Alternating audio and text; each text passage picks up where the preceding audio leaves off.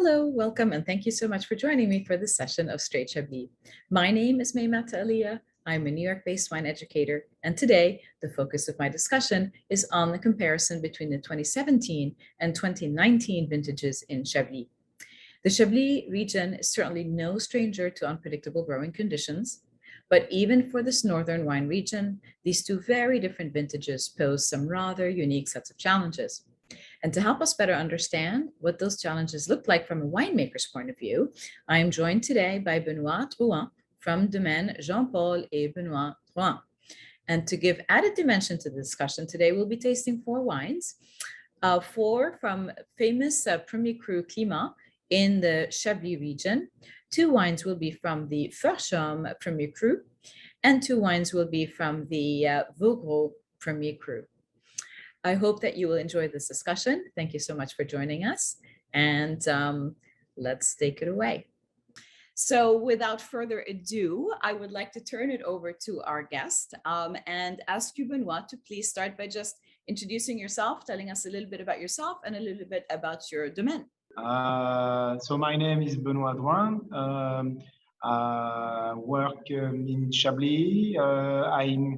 I start to go vinificate after my study. I study 5 years in Bourgogne and 2 years in Dijon. And I start my first vintage in Chablis in 1999. So it's 22 years ago. I'm working in my family domain. I have the luck to be the 14th generation of wine grower in my domain. Yes, because the domain Jean-Paul and Benoît Droin was created. We are not sure exactly, but we are sure that it's created since 1620. So 4th century. Wow. Yes, of course. So that explains that we are very lucky to produce a lot of different appellations in Chablis because all my grandparents keep the good terroir and give it to the son. And today I'm very happy to work on this good terroir. So the domain now is 26 hectares. Okay. And we have the 4 different appellations, so Petit Chablis, Chablis, Chablis Premier Cru, and Chablis Grand Cru. Okay. We work on 9 Premier Cru and 5 Grand Cru. So this is a very great palette of different terroirs. Yeah, that's a really nice spread, actually. So you really have a very good sense of the region at large. You're not just in one area. Forchaume, at first, it's a very great area of Premier Cru.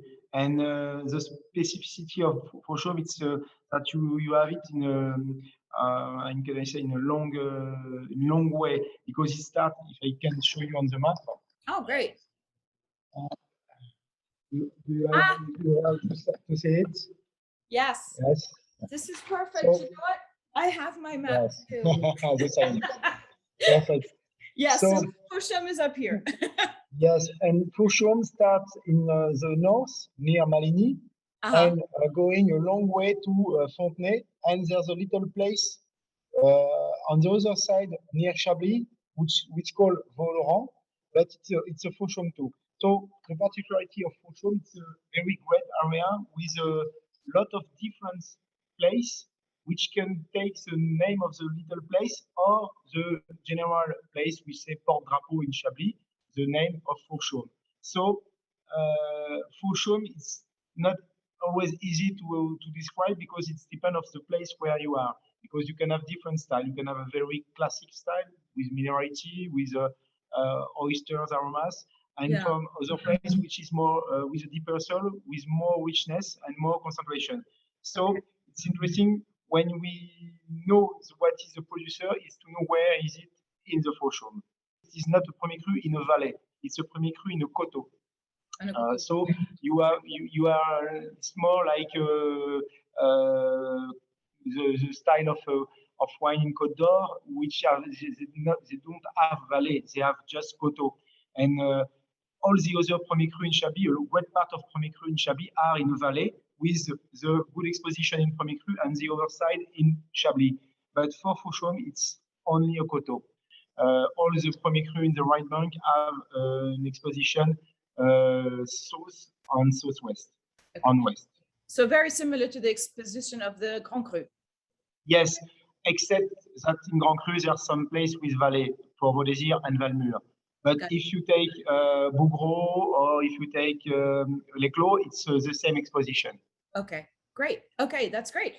Yeah, and you mentioned you mentioned the word the pot drapeau for, and I think the way we refer to it here as the flagship.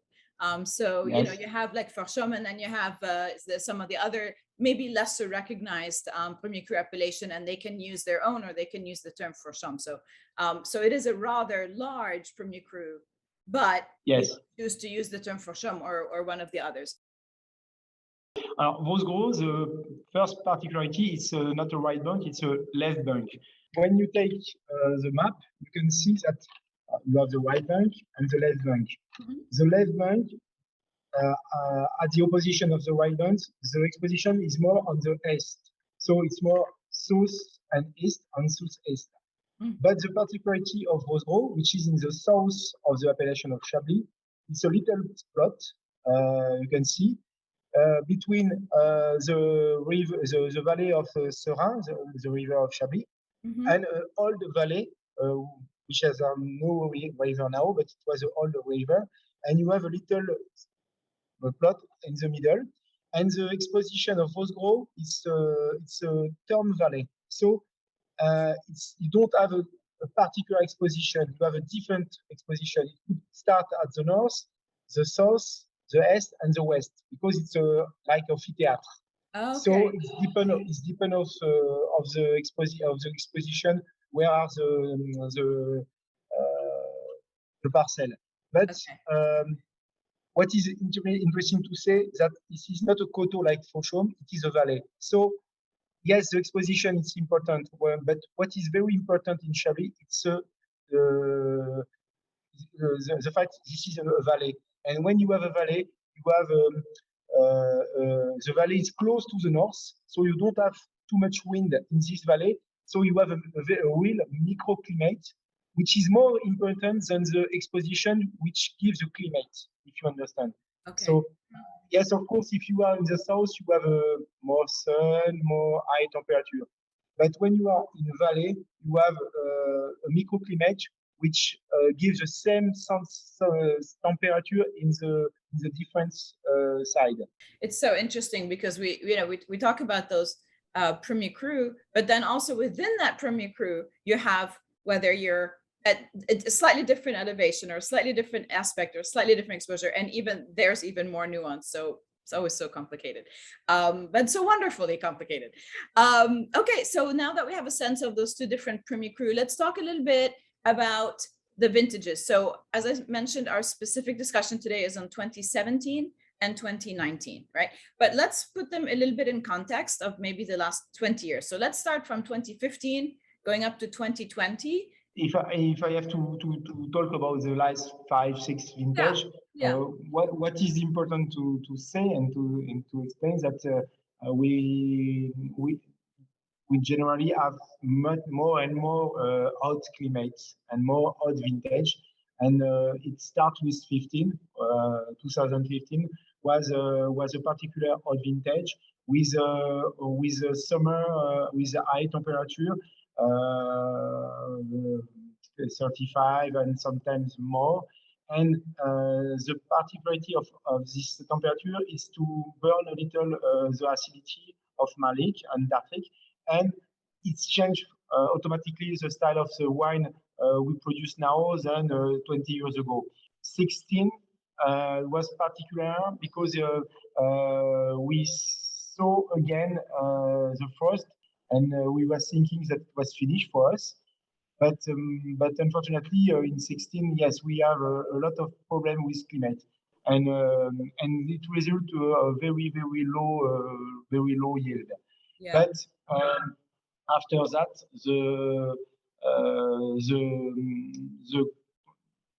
climate was more cool after. So the style of the wine in 16 was more classic. Then arrived say 17 again the frost, different frost, not the same place than in 16, but essentially in the north of Chablis, on the town of Maligny, of Lignorel, Villy, La Chapelle. It's all the appellation in the north of Chablis. The north winds come in April and burn the first all the buds, and we lose a lot of yield because of the frost. After that, the climate was, of course, better. A little rainy in July, but dry in August, and finally with not excess temperature and not too cold, not too hot, and it was perfect for the vine. So the only problem was the yield, because for the rest it was super. Then after 18, so 18 was the exception in the last 6 years, because for one time we don't have too much frost in April, just some night, but it was not a problem. And the flowering was very good. It just very rainy was in May and June, so we have a lot of reserve in the soil, and we were very surprised to see at the harvest that the yield was very good, and good quality and good quantity. So it was the exception for us. I've heard a lot of people say that 2018 was like the vintage. Yes, of course. Yes, we get to breathe now. And after arrive, of course, because with 18 was good, why 19 will be good? No, the first problem was another time in April, because the vine was in advance. So when the frost arrived, we don't have a lot of damage of frost. Can I say directly? But the temperature was very low all April and May. But the result is that the flowering was very bad after, because too much problem for the vines to grow. And when you have a bud, normally on the buds, when you grow, you have 2, sometimes 3 grapes. Yeah. And in 19, I remember it was 1 and sometimes 0. Oh, wow. So it cuts the yield by the half for a lot of place. So, and the second thing in 19, after the bad flowering, so with a small quantity, that we have a very second time a very dry summer in July and in August, like in 18. But the difference is that the winter was not very rainy, so there's no reserve, and the vine take all the reserve in 18. So when the very dry summer arrived, the grapes was very small and don't grow just before the harvest. Yeah. And I remember the harvest of 19, it was very small, a lot of little grapes. So perfect for quality, of course, very good concentration, because the particularity is the grapes don't grow. So the sugar was concentrated, and the acidity, because the acidity was not diluted by water. So when we harvest, the acidity was very good, but with high level of alcohol. We have a lot of different wine, different terroir with more than 13, sometimes 14 degrees. We have more freshness, more acidity in 19. Even if we have high alcohol, the 19 are more classic, more Chablis than 18. All right, and then 20? 20, same problem, the frost in April, but not too much. So we don't lose a lot of potential in April at the start. But after the campaign was classic. We have a good temperature in August with cold night. Okay. So it's very good for the vine, because the vine like cold temperature in the morning and hot temperature in the day for the maturity. and this maturity was very beautiful in 2020, and it's for me a very good vintage, and it's for me similar to 17, with perhaps less concentration of acidity, but with more concentration of aromas.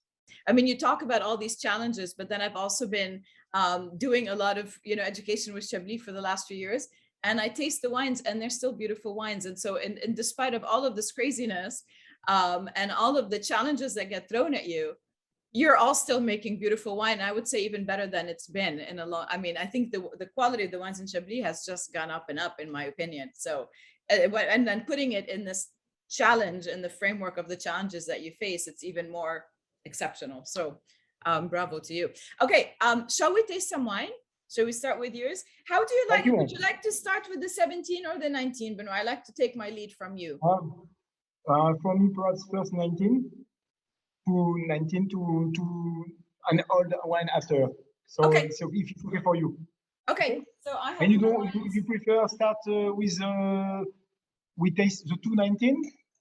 Sure. Compare? Yeah, that's great. And after the 217? Perfect. So I'm starting with your wine. So the Chablis Premier Cru Bourgogne, and it's the 2019. And then my second wine is the Chablis Premier Cru Forcham from Domaine des Malandes. Do you know Malandes? Do you know the domain? Yes, of course. Yes, of course. Okay, great. So then you can. Very good producer. And excellent. Okay, so. This is interesting because we will have two different vinification. With normally I have a vinification in barrels, but for this one, Bourgogne, it's only tank. So it's interesting to talk about the difference in the style of the wine. Yeah. Okay. Let's do it. So we're starting with yours. So again, this is from the Bourgogne, and you were talking a little bit about this actually when you were talking about the different Premier Cru, that a lot of them are on the the côte. So one of the things I usually say, if a lot of the names of the climat, if it's Vaud this or Vaud that, it's a valley, right? Or it's the Mont du Milieu, or so it gives you a sense, or the côte. So a lot of the climat are actually giving you an idea of the location of the of the actual vineyard site, or the actual Premier Cru. So let's talk about your wine. So you said this is 2019, 100% stainless steel fermentation. Okay, and then can we talk a little bit just about your wine making? Like, do you are you inoculating? Are you using indigenous? What's your yeast approach? So it's more natural as possible, and the philosophy in general of my winemaking is to accentuate the style of each wine. So when a wine is very terroir is mineral, I try to put more mineral, and when it's more rich and less mineral, I try to put it less mineral to separate at the maximum the style of the wine, and not to group in the middle, because if I do the opposite, wine is mineral, less mineral, and wine rich, more mineral, you will have similarity, you understand? And what is important for me is to accentuate the style of each wine. So, okay. And for you, what are you trying to get in terms of, what are you getting in terms of aromatics and kind of structure? What's your classic impression of what you want in your Bourgogne? It's depend of the vintage, because you call vintage or hot vintage, you can have some difference. But generally, in Bourgogne, I find some aromas of petrol aromas, like on Riesling, if you know.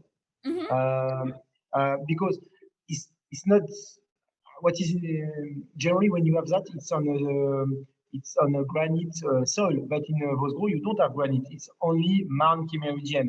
But perhaps because it's more cold, because it's a cold valley, Bourgogne, you have this aromas of freshness, of I say petrol aromas, oysters.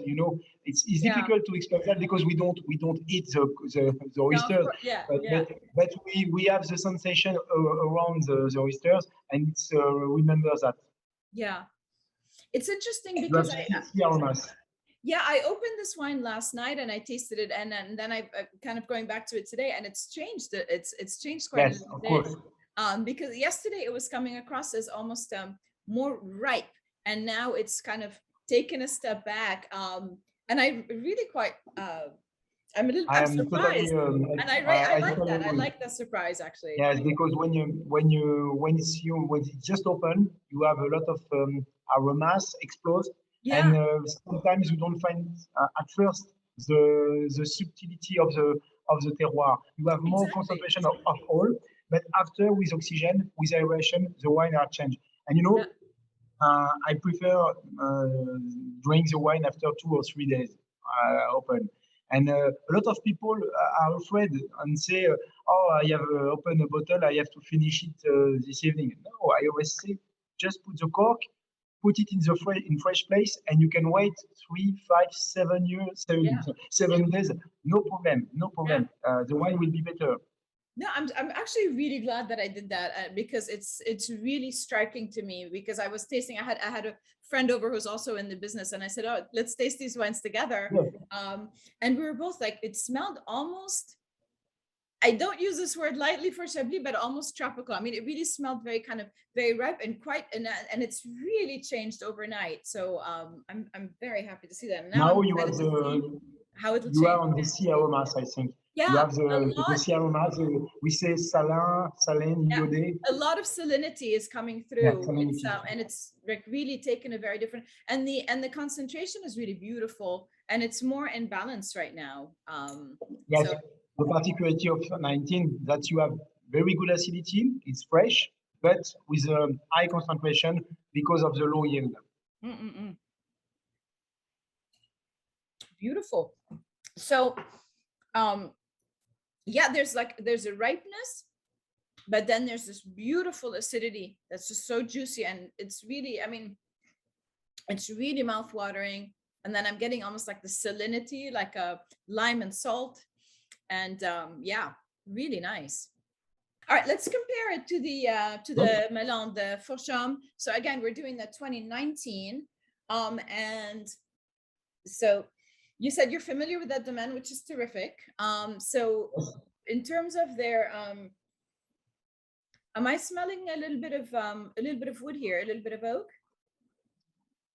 Yes, I'm so on the technical fee, sheet. Yeah, fiche But technique. yeah, fish technique. That there's for this vintage, because it's not the same thing for the 17, but for this vintage, there's 40% in barrels and in 2 years old. So Okay. it's not new oak. It's not new oak, but 2 years old. It's enough to put some aromas in the wine. So we find it. If you compare just before with the 100% of tank, it's more evident. If you Yeah. don't compare, sometimes it's not easy to find. But when you have a wine without oak and after a wine with oak, you can Yeah. find the difference. Yeah. But it's very interesting because it's two different styles, two interesting styles. Now we are on a more rich style Right. in the place of Fourchon, which is, I think, a more deeper soul.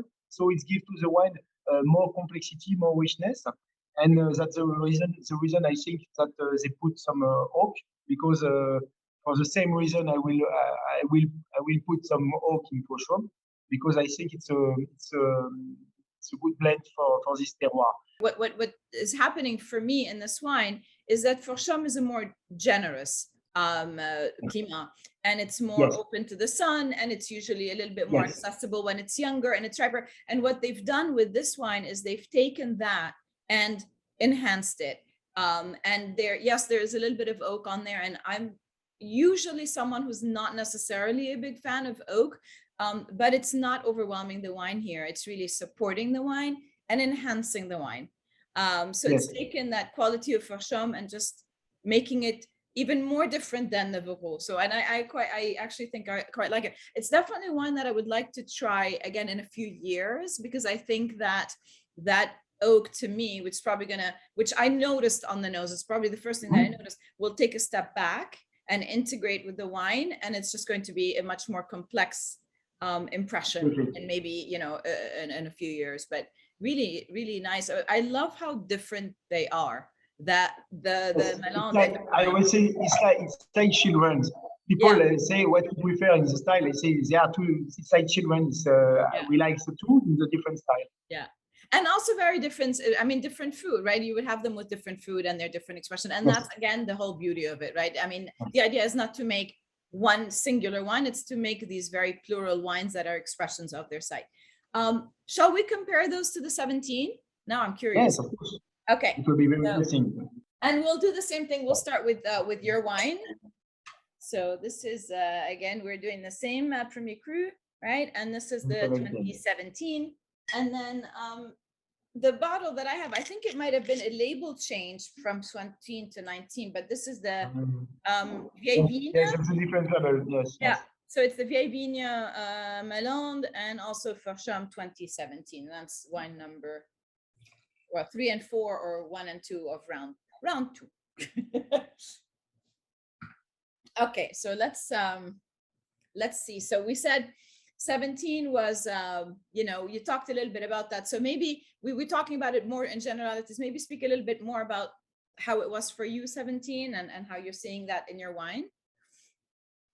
17 is, for me, very, very classic Chablis with a good acidity because it was a fresh summer. So we have for people who like seashell, we want oysters aromas, salty aromas. Of course, we have it in 19, but 19 with concentration, like you say, it was more mature. And now when you arrive, from it you have lime, you have citrus aromas. It's very, very fresh and very young. I don't taste at first, but in the nose you know that you are in Chablis. Even it's difficult sometimes in some vintage to say yes, I think it's Chablis, but not. But when you taste 17, you say a blind test, you are in Chablis. It's exactly what I was. I'm like, I put the wine to my nose, and it just put a big smile on my face because I'm like, I'm home, I'm in Chablis, no question asked. This is classic expression of what I want in Chablis, and I happen to love that. I find there's such a beautiful tension in the acidity of that wine. I mean, to me, it's just like that's the vertical that's holding the whole wine together, is this acidity. And I love it. But it's not that there's not other things around it, but it's definitely more on the citrus, greener lime. But yeah, I mean, to me, it's like, you want Chablis? There it is. Yeah, of course. And yes, a lot of people say what is minority because it doesn't exist. But when you put the nose, you imagine the rock, you imagine the stone, the citrus, the lime. It's very, very, very classic. But what is interesting is when I smell at first the wine, I say, wow, it's still fresh, and I think the mouth will be a little too fresh for the moment because I don't like to drink my wines before the 7th first year, and we are now at 4 years. So it's generally a period which the wine is a little closed and not too much mature to be open. But what my surprise is to see that the mouth is very warm and not very strict, not very hostile. And I say no. Of course, we have to wait, but if we want to drink, we can. So for you, this wine, so this is the 2017. We already have, we said 4 years in. So 7-8 years, is that where you would think that wine would be? The 2 windows, it's just before the 3 first year or after the 7 to 20 years.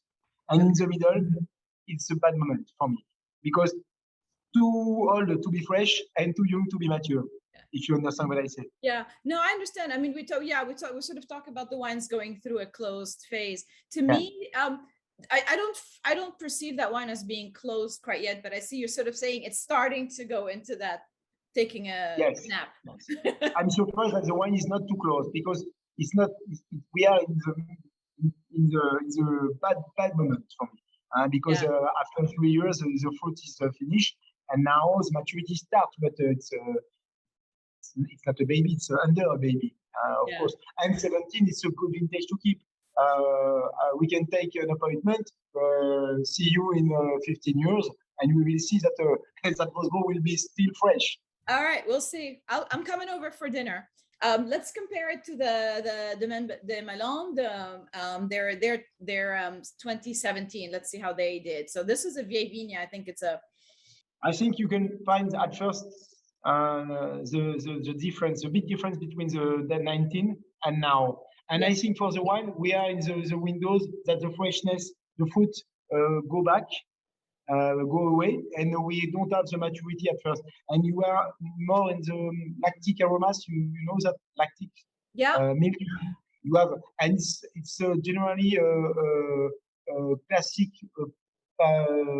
period of Chablis wine when it's starting to be mature, but not, but it's not arrived. So you have this aromas of butter, of milk, and it's not the how can I say the toasted aromas which will arrive, but I think it needs minimum 5 years more.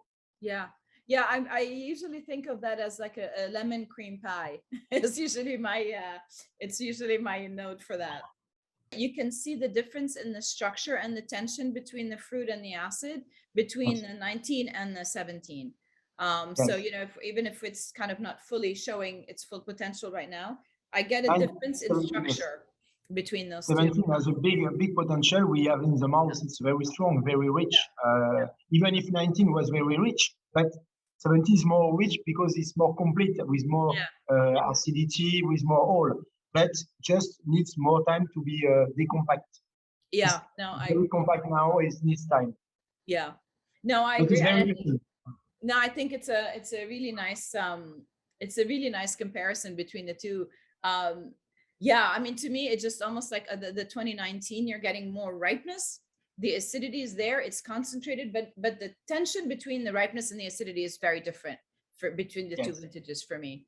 And the wine is younger, 2 years more, so it's more on the fruit today, so it's more accessible. For me, the 17 is probably where my where my heart is at, in more as sort of a more classic expression. Yes, very 17 is wonderful. So nice. Well, I'm so glad that I got a chance to taste these wines with you. So we want to start to wrap up because I know you have a busy day or busy afternoon, or maybe some fun plans for Friday night. But let's just in terms of looking at this year, and I know, you know, I'm on Instagram and a lot of people who are on Instagram saw a lot of the, you know, come April, it looked like we were seeing similar pictures from Austria and Germany and Chablis with the smudge spots and the frost again. And, you know, it's just so without, you know, dwelling too much. I know did you start to harvest yet this year? No, we will start in 2 or 3 weeks. So aside from, you know, it was a difficult spring. How has it been since that difficult spring that we all heard about with the, you know, with all the frost everywhere? How has it been for you during the summer? The weather was very difficult in April, was very difficult for the growth season. But now we are lucky to have not too high temperature, which is for me the best thing for Chablis, because we keep a lot of acidity, of acid malic and acid tartric.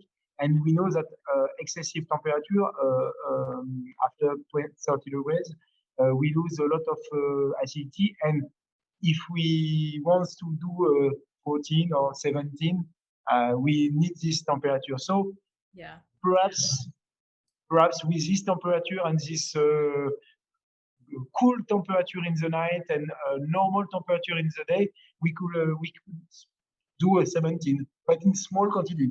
Okay. Well, I hope so. This is the big problem. But I remember what I say for 17. A lot of people say, "What do you think of 17?" I say it's a perfect vintage except for the yield. Perhaps I will say the same thing for 21. Yeah. I hope.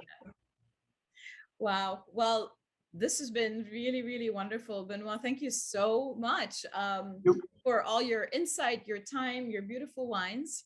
And as I said, I know this is a busy time for you, so I really appreciate you joining me for this conversation. And cheers to you. Cheers to Chablis. Cheers to 2021 being a really good small vintage. And I wish you all the best. Yeah, right? I wish you all the best. Thank you so much. Thank you. Cheers. Bye.